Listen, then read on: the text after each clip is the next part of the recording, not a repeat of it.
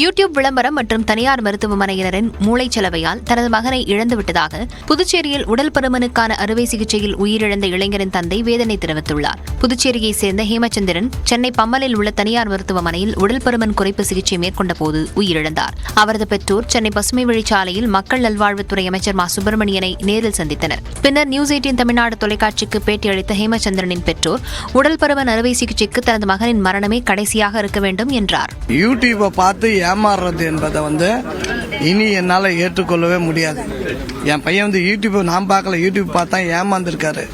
இனி என் பையன் மரணம் ஹேமச்சந்திரனுடைய மரணத்தினால நான் சொல்லுவதுனா ஒவ்வொருத்தருக்கும் இனி விழிப்புணர்வோடு இருக்கணும். இனி எல்லாமே உணவு கட்டுப்பாடு, நடைப்பயிற்சி, இதன் மூலயமா உடல் எடையை குறைக்கிறதுக்கு முயற்சி செய்ய வேண்டும்.